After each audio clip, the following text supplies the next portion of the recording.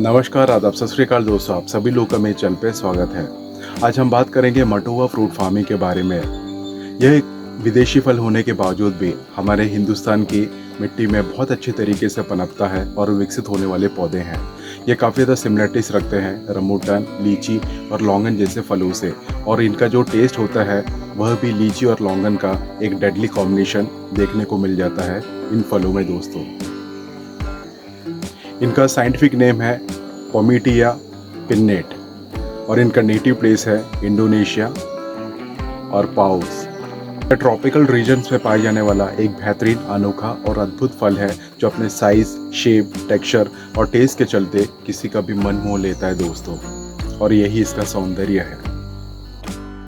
उष्णकटिबंधीय क्षेत्रों में कई इलाकों में मटुआ प्लांट्स को कई प्रकार के नामों से संबोधित किया जाता है। इन फलों को पपुआ न्यू गिनी के द्वीप पर टॉन या ताउन के नाम से जाना जाता है दोस्तों। इंडोनेशिया में बुआ मटुआ और पश्चिम मलेशिया में कसाई के नाम से जाना जाता है। उष्णकटिबंधीय फल पूरे इंडोनेशिया में पाए जा सकते हैं और ये हरे, लाल, पर्पल, बैंगनी और भूरे रंग के फलों के साथ उनकी उपस्थिति में अत्यंत परिवर्तनशील होते हैं। यह पौधे काफ़ी ज़्यादा विस्तृत और काफ़ी ज़्यादा फैलाव रखते हैं दोस्तों। इस कारणवश इसकी कैनोपी भी काफ़ी सुंदर दिखाई पड़ता है दोस्तों। जब भी आप इस प्रकार के पौधों की अगर आप रोपनी करते हैं तो आपको अच्छे स्पेस की आवश्यकता अत्यंत आवश्यक होता है दोस्तों। अगर आप शेड वाले इलाकों में या थोड़ा कंजेस्टेड वाले प्लेसेस में अगर इस प्रकार के पौधों की रोपनी करते हैं तो यह सूरज की रोशनी को पाने के चक्कर में अपने आप को हाइट में बढ़ा लेते हैं। तब जाके इनका जो हाइट है वो 30 फुट से 40 फुट का हो जाता है। अगर आप अच्छे स्पेसिंग वाले जगहों पे रखते हैं इस प्रकार के पौधों को तो इनका जो हाइट है वो 25 फुट तक का जाता है और यह एक बुशी फॉर्म में तैयार होता है, यानी कि ड्राफ्ट फॉर्म में ये तैयार हो जाता है, जिससे कि आपको हार्वेस्टिंग करना भी थोड़ा ईजी हो जाता है दोस्तों। जब आप मटुआ जैसे फ्रूट्स का सेवन करते हैं और अगर आप बीज से रोपनी करना चाहते हैं तो यह संभव हो सकता है, लेकिन जब आप इसका फ्रूट का सेवन करते हैं और तुरंत पश्चात ही उसके बीज को मिट्टी में दबा देते हैं तो जर्मिनेट करने के लिए मौका मिल जाता है और आपका जो प्लांट है वो डेवलप हो जाता है दोस्तों। अगर आप बीज को कई दिनों तक रखते हैं और उसके बाद इसको रोपनी करते हैं मिट्टी में तो जर्मिनेट नहीं हो पाएगा दोस्तों। और अगर आप सीडलिंग से अगर आप पौधा जनरेट करते हैं या विकसित करना चाहते हैं तो आपको एटलीस्ट 4 साल का टाइम लग जाता है दोस्तों। इन फलों का आकार ओवल शेप या राउंड शेप में पाया जाता है दोस्तों, और ये काफ़ी ज़्यादा सिमिलरिटीज रखते हैं रमबूटान, लीची और लौंगन फलों से दोस्तों। और इसका जो टेस्ट होता है वह लीची और लौंगन का एक डेडली कॉम्बिनेशन देखने को मिल जाता है दोस्तों। इन फलों का जो बाहरी त्वचा होता है काफ़ी ज़्यादा सख्त और मजबूत होने के नाते इसमें किसी प्रकार के बैक्टीरियाज के अटैक्स काफ़ी कम होते हैं, जिस कारणवश आपके पौधों में लगे हुए फल काफ़ी ज़्यादा सुरक्षित होते हैं दोस्तों। अक्टूबर के महीने में फ्लावरिंग होता है दोस्तों, और उसके ठीक 30 से 45 डेज़ के अंतराल में ही आप अपने पौधों में फ्रूटिंग देख सकते हैं दोस्तों।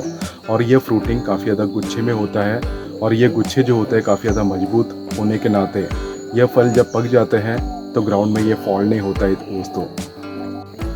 इन फ्रूट्स का जो कलर होता है वो सबसे पहले ग्रीन फॉर्म में देखने को मिल जाता है। जब ये पक जाते हैं तो ये ब्राउन में कन्वर्ट होता है, और जब ये फुल मैच्योर पीरियड पे होते हैं तो ये पर्पल में कन्वर्ट हो जाता है दोस्तों। हालांकि इसमें 2 प्रकार की वैरायटीज़ मौजूद है, एक इसमें ग्रीन रंग का वैरायटी मौजूद है और पर्पल रंग का कलर भी मौजूद है दोस्तों।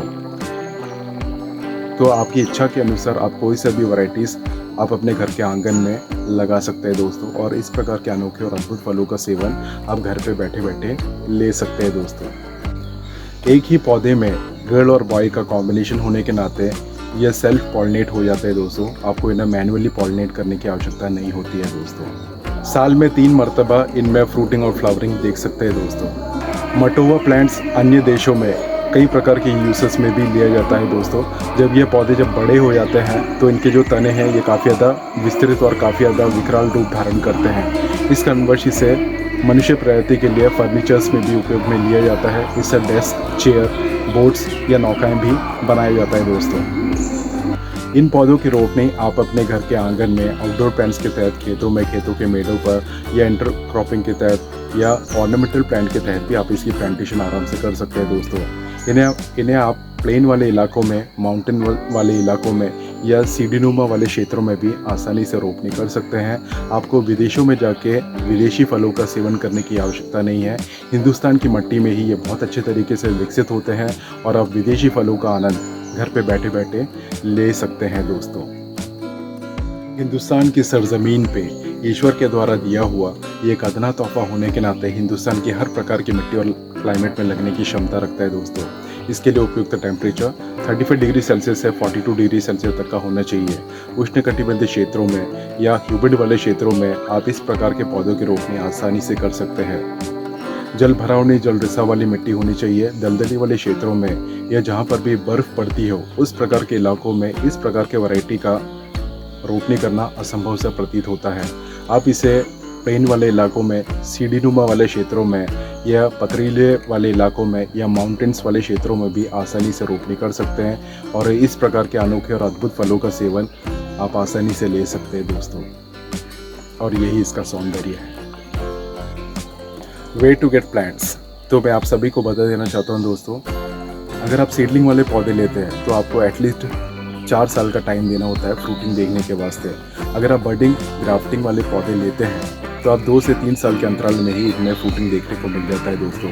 तो प्लांट्स मौजूद है, आप ऑर्डर कर सकते हैं दोस्तों या मुझसे कलेक्ट कर सकते हैं। हाउ टू ग्रो, तो मैं आप सभी को बता देना चाहता हूँ दोस्तों, 1 एकड़ की ज़मीन पे आप 20 बाई 20 के हिसाब से 100 पौधे आराम से लगा सकते हैं। अगर आप इसे हाई डेंसिटी फॉर्म में लगाना चाहते हैं तो आप 15 बाई 15 के हिसाब से 150 से 200 पौधे भी आराम से बिठा सकते हैं। तो आप डिस्टेंस मेंटेन करके आप आसानी से इस प्रकार के पौधों की रोपनी कर सकते हैं दोस्तों।